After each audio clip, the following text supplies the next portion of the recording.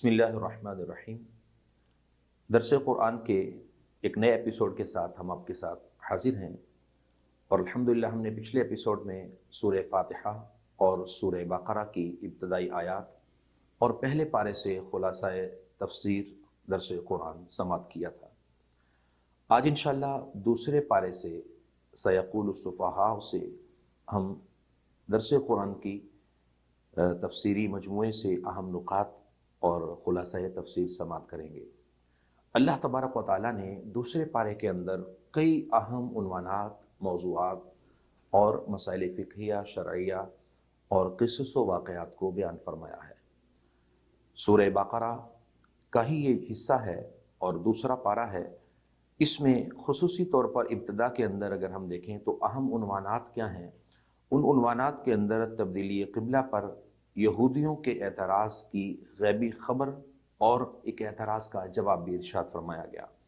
جیسا کہ بالکل ابتدا کے اندر ہے، سیقول السفہاء من الناس ما ولاہم عن قبلتہم التی کانوا علیہا قل للہ المشرق والمغرب یہدی من یشاء الی صراط مستقیم۔ اللہ تبارک و تعالیٰ نے یہاں تبدیلی قبلہ پر یہودیوں کے اس اعتراض کو یوں بیان فرمایا کہ اب بیوقوف لوگ کہیں گے، ان مسلمانوں کو ان کے اس قبلے سے کس نے پھیر دیا؟ یعنی ان کا یہ ایک اعتراض تھا کہ مسلمانوں کو ان کے قبلہ سے کس نے پھیرا ہے، تو جس پر یہ پہلے ہوا کرتے تھے، جس قبلے کی طرف پہلے عبادت کرتے تھے، تو اللہ تبارک و تعالیٰ نے ارشاد فرمایا، محبوب آپ ان کو فرما دو کہ مشرق مغرب سب اللہ کا ہے، قبلہ اول بھی اللہ کا تھا اور قبلہ اول بھی اللہ کا ہے، اور اسی طرح قبلہ ثانی خانہ کعبہ بیت اللہ جس کی طرف اب نماز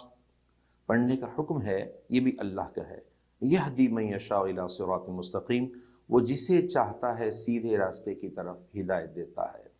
اور مفسرین نے بڑا واضح طور پر ایک چیز کو بیان فرمایا کہ یاد رکھیں ان ساری چیزوں کے اندر ایک اہم بات کیا ہے، وہ یہ ہے کہ اللہ کے احکام پر عمل۔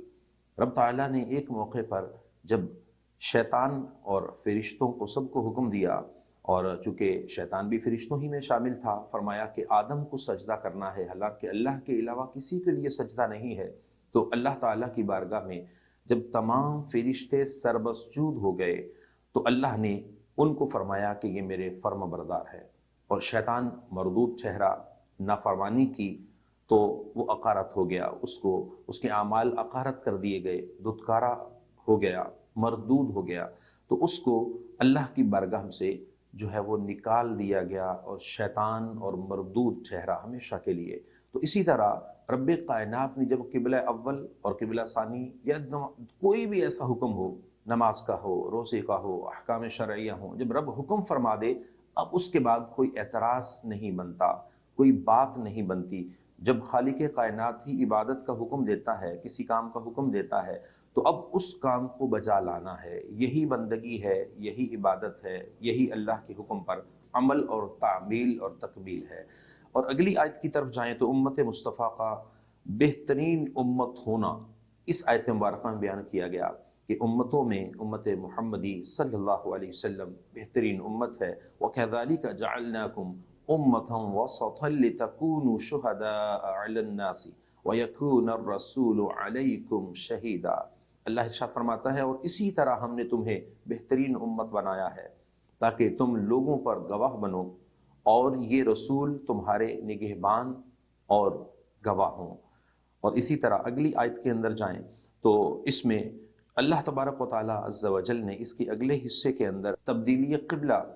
کی حکمت اور مومن اور کافر میں فرق کو بالکل واضح طور پر بیان فرمایا۔ اللہ ارشاد فرماتا ہے، وَمَا جَعَلْنَا الْقِبْلَةَ الَّتِي كُنْتَ عَلَيْهَا إِلَّا لِنَعْلَمَ مَنْ يَتَّبِعُ الرَّسُولَ مِمَّنْ يَنْقَلِبُ عَلَىٰ عَقِبَيْهِ۔ ارشاد باری تعالیٰ ہے، اور اے حبیب تم پہلے جس قبلے پر تھے ہم نے وہ اسی لیے مقرر کیا تھا کہ دیکھیں کون رسول کی پیروی کرتا ہے اور کون الٹے پاؤں پھر جاتا ہے۔ یہودیوں نے انکار کیا، اور بہت سارے کافروں اور غیر مسلموں نے اللہ تعالیٰ کے پیارے حبیب کے اس حکم، اللہ کے اس حکم، نبی کے اس طریقے پر نہ صرف الٹے پاؤں پلٹے، وہاں سے پیچھے ہٹے، بلکہ نافرمانی کی طرف گئے۔ تو رب کائنات نے اس حکمت کو بیان فرمایا کہ ان کو جانچا جائے کہ یہ لوگ کتنے ہیں کہ جب رب کا حکم آتا ہے ایک کام کے لیے تو اس پر چلتے ہیں، جب اسی کام میں تبدیلی کا حکم آ جاتا ہے تو دوسرے کام کی طرف جاتے ہیں یا نہیں، دوسرے حکم پر عمل کرتے ہیں یا نہیں۔ تو اس طرح رب کائنات نے لوگوں کو اس عمل کے اندر بھی آزمایا اور فرمایا تبدیلی قبلہ کی حکمت یہ تھی، اور مومن اور کافر میں فرق واضح ہو گیا۔ تو رب کائنات مختلف جگہوں پر قرآن مجید فرقان حمید کے اندر ایمان والوں کا، مسلمانوں کا، غیر مسلموں کا، منافقوں کا اس انداز میں ذکر فرماتا ہے کہ ہر ایک کی جو عظمت ہے، یعنی ایمان والوں کی عظمت ہے، کفار اور منافقین کی مذمت ہے، وہ بیان ہوتی چلی جائے اور لوگوں کے سامنے روز روشن کی طرح باتیں واضح ہو جائیں۔ اور اسی لیے قرآن کو بھی روشن کتاب کہا گیا کہ لوگوں کے دلوں کی چیزوں کو بھی، ان کے میل کو بھی، ان کے معاملات کو بھی، سب کو رب کائنات بالکل واضح فرما دیتا ہے۔ ایک اگلی آیت کی طرف اگر ہم جائیں تو رسول اللہ صلی اللہ علیہ وسلم کی رضا خوشنودی کے لیے کعبہ کو قبلہ بنانے کا حکم، اس کو بھی یہاں بیان کیا گیا، اور بڑی یہ پیاری آیت مبارکہ ہے، پڑھیں تو لطف آتا ہے۔ رب ارشاد فرماتا ہے قد نرى تقلب وجهك في السماء فَلَنُوَلِّيَنَّكَ قِبْلَةً تَرْضَاهَا فَوَلِّ وَجْهَكَ شَطْرَ الْمَسْجِدِ الْحَرَامِ۔ اس آیت مبارکہ کے اندر اللہ تعالیٰ ارشاد فرماتا ہے ہم تمہارے چہرے کا آسمان کی طرف بار بار اٹھنا۔ حبیب کبریا صلی اللہ علیہ وسلم جب نماز پڑھتے تھے تو بار بار آسمان کی طرف چہرہ مبارک اٹھایا کرتے تھے۔ تو اللہ ارشاد فرماتا ہے کہ یہ جو آپ کا بار بار چہرہ آسمان کی طرف اٹھانا ہے اور قبلہ اول کی طرف جو ہے رہتے ہوئے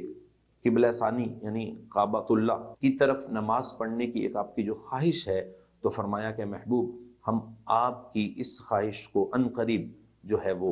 نہ صرف قبول کریں گے بلکہ یہ حکم جاری فرمائیں گے، اور ایسا ہی ہوا کہ فولی وجہ کا شطر المسجد الحرام۔ تو اللہ تبارک و تعالیٰ عز و جل نے یہ حکم دے دیا، اور پھر کیا ہوا کہ جس میں اللہ تبارک و تعالیٰ نے خوشی رکھ دی محبوب علیہ السلام کی، اور فرمایا تو ابھی اپنا چہرہ مسجد حرام کی طرف پھیر لیجئے۔ تو رسول اللہ صلی اللہ علیہ وسلم نے نماز ہی کی حالت کے اندر، ظہر کی نماز تھی، 2 رکعت پڑھی جا چکی تھی، اور 2 رکعت مزید جو ادا فرمانی تھی، اس میں اللہ تبارک و تعالیٰ کی طرف سے جب حکم ہوا مسجد قبلتین کے اندر یہ احکام جب جاری ہوئے، تو اللہ تبارک و تعالیٰ عز و جل کے پیارے حبیب نے 2 رکعت بقیہ قبلہ ثانی کعبۃ اللہ کی طرف منہ کرتے ہوئے ادا کیے۔ تو اللہ تبارک و تعالیٰ نے اس کو مزید یوں ارشاد فرمایا وَحَيْثُ مَا كُنْتُمْ فَوَلُّوا وُجُوهَكُمْ شَطْرًا، اور اے مسلمانوں تم جہاں کہیں ہو اپنا منہ اسی کی طرف کر لو، اور بے شک وہ لوگ جنہیں کتاب عطا کی گئی وَإِنَّ الَّذِينَ أُوتُوا الْكِتَابَ لَيَعْلَمُونَ أَنَّهُ الْحَقُّ مِنْ رَبِّهِمْ، وہ ضرور جانتے ہیں کہ یہ تبدیلی ان کے رب کی طرف سے حق ہے، وَمَا اللَّهُ بِغَافِلٍ عَمَّا يَعْمَلُونَ، اور اللہ ان کے اعمال سے بے خبر نہیں ہے۔ پوری دنیا کے مسلمانوں کے لیے یہ اعلان ہو گیا، فرمایا کہ اب سے کوئی بھی شخص قبلہ اول کی طرف رخ کر کے نماز ادا نہیں کرے گا، بلکہ قبلہ ثانی کعبۃ اللہ بیت اللہ کی طرف منہ کر کے ہی نماز پڑھے گا۔ وہ دن اور آج کا دن قیامت تک اللہ کی طرف سے حکم یہی ہے کہ کعبۃ اللہ ہی اب بیت اللہ ہے، کعبۃ اللہ ہی اب ان کا قبلہ ہے، اسی کی طرف منہ کر کے نماز ادا کرنی ہے۔ تو قبلہ اول سے قبلہ ثانی یعنی مسجد جو ہے وہ اقصی اور مسجد الحرام، یہ جو ایک پوری تبدیلی قبلہ کے احوال اور واقعات اور چیزیں تھیں، یہاں اس کو بڑے واضح طور پر بیان کیا گیا، اور کفار، منافقین اور جتنے بھی یہود و نصارہ کی مختلف طرح کے اعتراضات تھے، ان تمام کا جواب ان آیات میں دیا گیا۔ اور اگلی آیت کے اندر جائیں تو اس میں قبلہ کی تبدیلی ماننے سے متعلق اہل کتاب کے ایک خاص گروہ کا حال اور اہل قبلہ کا اپنے قبلہ میں باہمی اختلاف، یہ بھی اس میں ذکر کیا گیا۔ اور ارشاد باری تعالیٰ ہے وَلَئِنْ أَتَيْتَ الَّذِينَ أُوتُوا الْكِتَابَ بِكُلِّ آيَةٍ مَا تَبِعُوا قِبْلَتَكَ، اللہ تعالیٰ ارشاد فرماتا ہے اور اگر تم ان کتابیوں کے پاس ہر نشانی لے آؤ تو بھی وہ تمہارے قبلہ کی پیروی نہ کریں گے۔ یعنی رب تعالیٰ عز و جل جانتا ہے کہ ان میں ایک تعداد ایسی بھی ہے کہ جو معاذ اللہ رب کی دلیلوں کے باوجود، رب کے احکام کے باوجود مانیں گے نہیں، نافرمانی کی طرف جائیں گے۔ کیوں؟ وجہ کیا ہے؟ فرمایا وَمَا أَنْتَ بِتَابِعٍ قبلتہم، اور نہ تم ان کے قبلے کی پیروی کرو، وما بعضهم بتابع قبلۃ بعض، اور آپس میں بھی ایک دوسرے کے قبلے کے تابع نہیں ہے،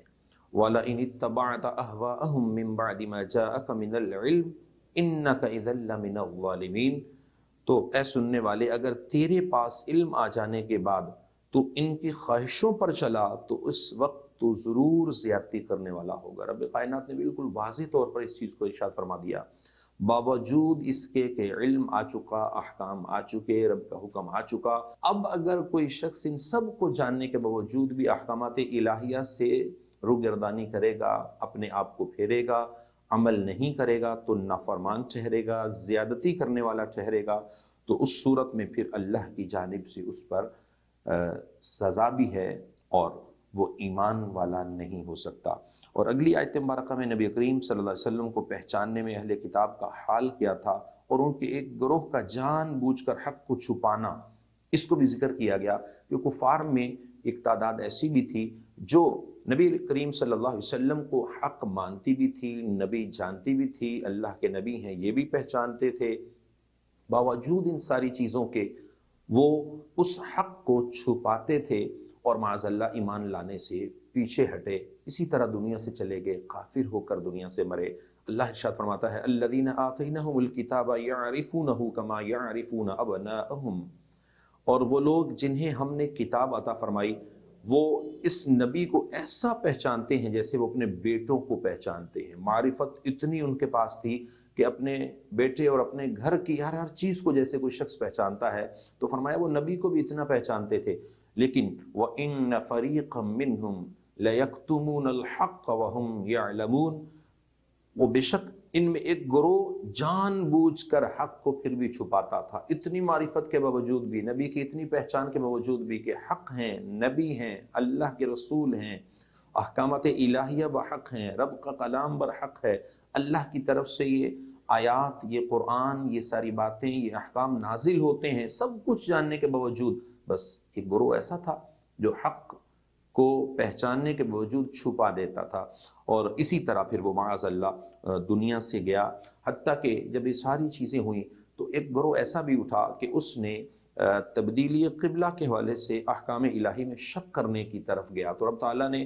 ان لوگوں کے بارے میں بھی ایک ایسا حکم ارشاد فرمایا کہ الحق من ربک فلا تکونن من الممترین، اے سننے والے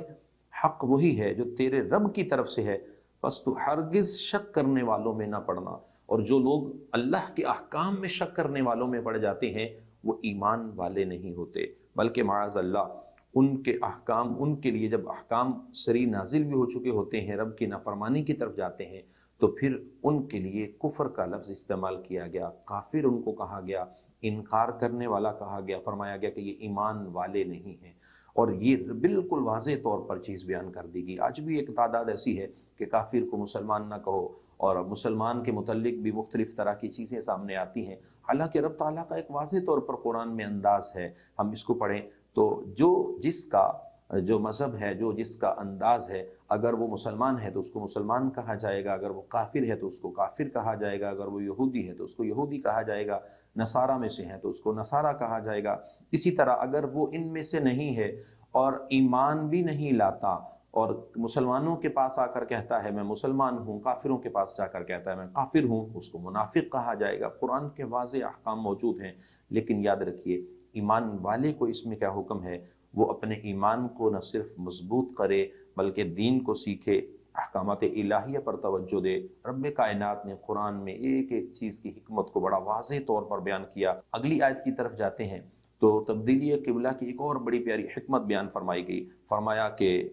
وَلِكُلٍّ وِجْهَةٌ هُوَ مُوَلِّيهَا فَاسْتَبِقُوا الْخَيْرَاتِ، اور ہر ایک کے لیے توجہ کی ایک سمت ہے جس کی طرف وہ منہ کرتا ہے تو تم نیکیوں میں آگے نکل جاؤ۔ فرمایا اَيْنَمَا تَكُونُ يَأْتِ بِكُمُ اللَّهُ جَمِيعًا، تم جہاں کہیں بھی ہوگے اللہ تم سب کو اکٹھا کر کے لائے گا۔ ان اللہ علی کل شیء قدیر، بے شک اللہ ہر شے پر قادر ہے، قادر مطلق ہے۔ رب کائنات نے یہاں تبدیلی قبلہ کی ایک اور حکمت جو کہ امت محمدی کے لیے تھی، اس کو واضح طور پر بیان فرمایا، اور مزید اگر ہم اس میں آگے جائیں تو اور بڑے اہم احکام کو اسی سورہ مبارکہ کے اندر بیان کیا گیا کہ سفر و حضر ہر جگہ نماز میں خانہ کعبہ کی طرف منہ کرنا یہ ایک ضروری حکم ہے، اسی لیے کہا گیا کہ قبلے کی طرف منہ کرنا یہ نماز کی شرائط میں سے ہے اور ضروری امر ہے کہ جب تلک قبلے کی طرف رخ نہیں ہوگا، منہ نہیں ہوگا، آپ کا جو چہرہ ہے، آپ کا سینہ ہے، اگر قبلے سے پھر جائے تو آپ کی نماز نہیں ہوتی۔ اور رب کائنات نے اس قرآن کی اس آیت مبارکہ میں اس حصے کے اندر اس چیز کو بھی بیان فرمایا، اور اسی کا حکم پھر سفر و حضر میں جو تعینی قبلہ کہیں پر بھی ہیں تو قبلے کی تعین کرنا، قبلے کی طرف رخ کرنا، قبلے کو سمجھنا کہ قبلہ کس طرف ہے، پھر نماز شروع کرنا، یہ ایک حکم ہے، حکم شرعی ہے۔ اللہ ارشاد فرماتا ہے وَمِنْ حَيْثُ خَرَجْتَ فَوَلِّ وَجْهَكَ شَطْرَ الْمَسْجِدِ الْحَرَامِ، اور اے حبیب تم جہاں سے آؤ اپنا منہ مسجد حرام کی طرف کرو۔ وَإِنَّهُ لَلْحَقُّ مِنْ رَبِّكَ وَإِنَّهُ لَلْحَقُّ مِنْ رَبِّكَ وَمَا اللَّهُ بِغَافِلٍ عَمَّا تَعْمَلُونَ، اور بے شک یہ تمہارے رب کی طرف سے ایک تم پر حکم ہے، ایک حق ہے، اور فرمایا اللہ تمہارے کاموں سے غافل نہیں، رب تمام چیزوں کو جانتا ہے۔ اور پھر آگے ارشاد فرمایا من حیث خرجت فولی وجهك شطر المسجد الحرام وحيث ما كنتم فولوا وجوهكم شطرا لئلا يكون للناس عليكم حجة الا الذين ظلموا منهم۔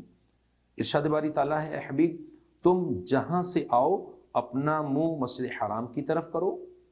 اور اے مسلمانوں تم جہاں کہیں ہو اپنا منہ اسی کی طرف کرو تاکہ لوگوں کو تم پر کوئی حجت نہ رہے مگر جو ان میں سے ناانصافی کریں، یعنی فَلَا تَخْشَوْهُمْ وَاخْشَوْنِي وَلِأُتِمَّ نِعْمَتِي عَلَيْكُمْ وَلَعَلَّكُمْ تَهْتَدُونَ، اور ان سے نہ ڈرو مجھ سے ڈرو، یعنی اللہ کا جو خوف ہے وہ لوگوں کے خوف سے بندے پر غالب ہونا چاہیے، یعنی لوگوں سے ڈرنا یہ اس خوف کا جو درجہ ہے، کیونکہ کفار اعتراضات کیا کرتے تھے تو اس میں یہ ارشاد فرمایا گیا اب لوگوں کا خوف نہ کرو بلکہ اللہ کا خوف تم پر غالب ہونا چاہیے، اللہ کے احکام تم پر غالب ہونے چاہیے۔ اور ارشاد فرمایا تاکہ میں اپنی نعمت تم پر مکمل کر دوں اور تاکہ تم ہدایت پا جاؤ۔ اگلی آیت کے اندر اللہ تبارک و تعالیٰ نے نبی کریم صلی اللہ علیہ وسلم کی آمد کے مقصد کو بیان فرمایا اور فرمایا کما ارسلنا فیکم رسولا منکم یتلو علیکم آیاتنا ویزکیکم ویعلمکم الکتاب والحکمہ ویعلمکم ما لم تکونوا تعلمون، جیسا کہ ہم نے تمہارے درمیان تم میں سے ایک رسول بھیجا، تم پر ہماری آیتیں تلاوت فرماتا ہے، تمہیں پاک کرتا ہے، تمہیں کتاب اور پختہ علم دیتا ہے اور علم سکھاتا ہے، تمہیں وہ تعلیم دیتا ہے، وہ علم سکھاتا ہے جو تم نہیں جانتے۔ تو نبی علیہ السلام کی آمد کا مقصد کیا ہے کہ وہ اللہ کے احکام تم پر پہنچاتا ہے، تمہیں احکامات الہیہ سے آگاہی دیتا ہے، احکام شریعت کو فالو کرنے کا طریقہ بتاتا ہے، اس پر عمل کیسے کرنا ہے، ان احکام کی طرف متوجہ کرتا ہے۔ اللہ کے نبی کے یہ مقاصد میں سے یہ ایک مقصد آمد کا ہوتا ہے کہ اللہ کے نبی کو رب کیوں بھیجتا ہے۔ اگلی آیت کے اندر ارشاد فرمایا کہ اللہ تعالیٰ کا ذکر اور اللہ کی نعمتوں پر شکر کرنے اور ناشکری کرنے کے متعلق کیا احکام ہیں۔ رب تعالیٰ فرماتا ہے فَاذْكُرُونِي أَذْكُرْكُمْ وَاشْكُرُوا لِي وَلَا تَكْفُرُونَ، اور تم مجھے یاد کرو میں تمہیں یاد کروں گا، اور میرا شکر ادا کرو میری ناشکری نہ کرو۔ تو یہ رب کا ایک بڑا اہم پیغام اور واضح پیغام ہے۔ اور ایک اور مقام پر فرمایا گیا لَإِن شَكَرْتُمْ لَأَزِيدَنَّكُمْ، کہ اگر تم میرا شکر ادا کرو گے تو میں تمہارے لیے نعمتوں کو وافر کر دوں گا، زیادہ کر دوں گا۔ لَإِن شَكَرْتُمْ لَأَزِيدَنَّكُمْ، تو ہمیں شکر کے اس مفہوم کو سمجھنا چاہیے کہ اللہ تبارک و تعالیٰ عز و جل کا شکر گزار بندہ وہ ہمیشہ نعمتوں کو بھر کر سمیٹتا ہے، اور نہ شکرہ آدمی وہ ہمیشہ کفران نعمت کرنے کے باعث وہ اپنے آپ کو اللہ تبارک و تعالیٰ عز و جل کی بارگاہ میں وہ نہ صرف جو ہے وہ نافرمانی کے سبب سے نعمتوں کو ختم کر لیتا ہے بلکہ وہ اللہ کی رحمتوں سے دور ہوتا چلا جاتا ہے۔ اگلی آیت کی طرف بڑھتے ہیں، یا ایھا الذین آمنوا استعینوا بالصبر والصلاۃ ان اللہ مع الصابرین۔ ارشاد باری تعالیٰ ہے اے ایمان والو صبر اور نماز سے مدد مانگو، بے شک اللہ صابروں کے ساتھ ہے۔ تو صبر اور نماز سے مدد چاہنے کا حکم صبر والوں کی فضیلت اس آیت مبارکہ میں بیان کی گئی۔ اگلی آیت کے اندر ہے وَلَا تَقُولُوا لِمَن يُقْتَلُ فِي سَبِيلِ اللَّهِ أَمْوَاتٌ بَلْ أَحْيَاءٌ وَلَكِن لَا تَشْعُرُونَ۔ یہ وہ آیت مبارکہ ہے کہ شہید کی عظمت اور اسے مردہ کہنے سے منع کیا گیا۔ بڑا واضح طور پر ایک پیارا سا عقیدہ جو مسلمانوں کو 1400 سال سے چلتا آ رہا ہے، اور وہ عقیدہ کیا ہے کہ شہید، یاد رکھیے گا، ہمیشہ سے نہ صرف زندہ ہوتے ہیں بلکہ رب کائنات ان کو مردہ کہنے سے منع فرماتا ہے۔ ایک اور مقام کی طرف ہم جائیں تو اس میں تو یہاں تک حکم بیان کیا گیا، مقام بدر اور مقام احد، یعنی احد کی جب جنگ ہوئی اور بدر کی جنگیں ہوئیں تو ان موقعوں پر اسپیشلی کفار نے مسلمانوں پر بڑے اعتراضات کیے۔ مفسرین نے لکھا ہے، فرمایا کہ مسلمانوں کو اس حد تک اعتراض کے جو ہے شکنجے میں لیا گیا کہ مسلمان نوجوانوں کی تعداد شہید ہوئی تھی، بعض کی شادیاں ہوئیں، بعض بالکل نوجوان تھے کہ چند دنوں میں شادیاں تھیں۔ اس عمر کے اندر جب وہ شہادت کے درجے پر پہنچے تو کفار نے کہا لو ان کے تو آج کھیلنے کودنے کے دن تھے، جوانی گزارنے کے دن تھے، یہ معاذ اللہ مر گئے۔ تو اللہ تعالیٰ نے ارشاد فرمایا وَلَا تَقُولُوا لِمَن يُقْتَلُ فِي سَبِيلِ اللَّهِ أَمْوَاتٌ، جو اللہ کی راہ میں شہید ہو جائیں ان کو مردہ مت کہو۔ اب لوگوں نے کیا کیا، مردہ کہنا تو ختم کر دیا، لیکن بعض لوگوں کے دماغوں میں یہ بات چلتی تھی کہ دنیا سے تو چلے گئے ہیں، روحیں نکل چکی ہیں، جسم تو مردہ کی طرح ہیں، تو اب ہم مردہ کہہ بھی نہیں سکتے، اللہ کا حکم آ چکا ہے۔ تو یہ باتیں جب ان کے دلوں میں چل رہی تھی، یہ گمان بڑھ رہے تھے، تو قرآن میں ایک اور مقام پر رب کائنات نے ارشاد فرمایا وَلَا تَحْسَبَنَّ الَّذِينَ قُتِلُوا فِي سَبِيلِ اللَّهِ أَمْوَاتٌ، ان کو مردہ گمان بھی نہ کرو، کیونکہ رب تو تمہارے دماغوں میں چلنے والی باتوں کو جانتا ہے، دلوں میں جو تمہارے چل رہا ہوتا ہے، جو تم ایک خیالات ذہنوں میں بنا رہے ہوتے ہو، وہ سب چیزیں رب جانتا ہے۔ تو رب کائنات نے تو شہید سے اتنا پیار فرمایا، شہید کی اتنی عظمت اور اتنا بڑا درجہ دیا، فرمایا کہ تم نے ان کو مردہ کہنا تو دور کی بات، وَلَا تَحْسَبَنَّ الَّذِينَ قُتِلُوا فِي سَبِيلِ اللَّهِ أَمْوَاتٌ، جو اللہ کی راہ میں شہید ہو جائیں ان کو مردہ گمان بھی نہ کرنا۔ اور یہاں ایک اور چیز کو مفسرین نے فرمایا یہ شہید یہ امتی ہیں، اور انبیاء کے مقام اور درجے اور اعلیٰ ہیں، اور ہمارے نبی صلی اللہ علیہ وسلم کی مبارک ذات کے متعلق تو مسلمانوں کا 1400 سال سے عقیدہ چلا آ رہا ہے۔ فرمایا کہ حیات الانبیاء برحق، اسپیشلی نبی کریم صلی اللہ علیہ وسلم کی مبارک ذات، اسی وجہ سے ہم رسول اللہ صلی اللہ علیہ وسلم کی بارگاہ میں دنیا بھر سے کھڑے ہوتے ہوئے نہ صرف صلاۃ و سلام بلکہ نبی سے استعانت اور مختلف طرح کی جو چیزیں شریعت کی روشنی میں جائز ہیں ان کو آقا علیہ السلام سے متصل ہو کر ہم نہ صرف دعائیں کرتے ہیں، التجائیں کرتے ہیں، بلکہ نبی کریم صلی اللہ علیہ وسلم سے ایک خاص تعلق اس نوعیت کا بھی ہے کہ حضور نبی کریم صلی اللہ علیہ وسلم امتیوں کی نہ صرف فریاد سنتے ہیں بلکہ ان کے معاملات کو اللہ تبارک و تعالیٰ عز و جل کے کرم و فضل سے حل بھی فرماتے ہیں۔ اور انشاءاللہ کل جب قیامت کا دن ہوگا تو رسول اللہ صلی اللہ علیہ وسلم کی شفاعت سے ہم ایک اعلیٰ مقام کی طرف بھی جائیں گے۔ اس پارے کے اندر چونکہ ایپیسوڈ کافی جو ہے تکمیل کی طرف ہے، تو مزید اور آیتوں کی طرف ہم جائیں تو اس میں صفا مروہ پہاڑوں کی عظمت، ان الصفا والمروہ من شعائر اللہ، تو صفا اور مروہ یہ اللہ کی نشانیوں میں سے نشانی ہے۔ حج اور عمرے کے احکام یہاں بیان کیے گئے۔ اسی طرح اس پارے کے اندر اگر ہم اور چیزوں کو دیکھیں تو اس کے اندر اسپیشلی اللہ تبارک و تعالیٰ عز و جل نے انما حرم علیکم المیتۃ والدم ولحم الخنزیر، کھانے کی حرام چیزوں کی جو حرمت ہے، اور واضح طور پر جن جن چیزوں کو بیان فرمایا اس میں اسپیشلی جو ہے وہ مردار، خون، سور کا گوشت اور اس طرح کی چیزوں کی حرمت کا بیان اسی آیات کے اندر آتا ہے۔ اور اسی پارے کے اندر ہم اور چند چیزوں کی طرف جائیں تو نیکیوں کے متعلق بڑا پیارا ایک کانسیپٹ رب تعالیٰ عز و جل نے بیان فرمایا، لیس البر ان تولوا وجوہکم قبل المشرق والمغرب ولکن البر من آمن باللہ والیوم الآخر والملائکۃ والکتاب والنبیین۔ اس آیت مبارکہ کو مکمل طور پر ترجمہ و تفسیر کے ساتھ بار بار کوشش فرمائیں کہ خود بھی پڑھیں، بہت فائدہ ہوگا۔ اللہ کا ارشاد فرماتا ہے اصل نیکی یہ نہیں ہے کہ تم اپنے منہ کو مشرق یا مغرب کی طرف کر لو، بلکہ اصل نیکی یہ ہے کہ جو اللہ اور قیامت اور فرشتوں اور کتاب اور پیغمبروں پر ایمان لاتے ہیں، اللہ کی محبت میں عزیز مال وآت المال علی حبہ ذوی القربى والیتامى والمساکین وابن السبیل، تو اللہ کی محبت میں اپنا عزیز مال جو ہوتا ہے، مال خرچ کرنا بڑا مشکل لگتا ہے، تو رب نے فرمایا عزیز مال رشتہ داروں اور یتیموں اور مسکینوں اور مسافروں اور سائروں اور غلاموں کو آزاد کرنے میں تم یہ خرچ کرو، اور پھر فرمایا وَأَقَامُوا الصَّلَاةَ وَآتَوا الزَّكَاةَ وَالْمُوفُونَ بِعَهْدِهِمْ إِذَا عَاهَدُوا وَالصَّابِرِينَ فِي الْبَأْسَاءِ وَالضَّرَّاءِ وَحِينَ الْبَأْسِ أُولَئِكَ الَّذِينَ صَدَقُوا وَأُولَئِكَ هُمُ الْمُتَّقُونَ۔ اس حصے کو بھی اگر ہم پڑھیں تو اس میں رب تعالیٰ ارشاد فرماتا ہے اور نماز قائم کرو اور زکوٰۃ ادا کرو، اور وہ لوگ جو عہد کر کے اپنے عہد کو پورا کرنے والے ہیں اور مصیبت اور سختی میں اور اللہ کی راہ میں، راہ سبیل اللہ میں نکلنے کے وقت جو صبر کرنے والے ہیں،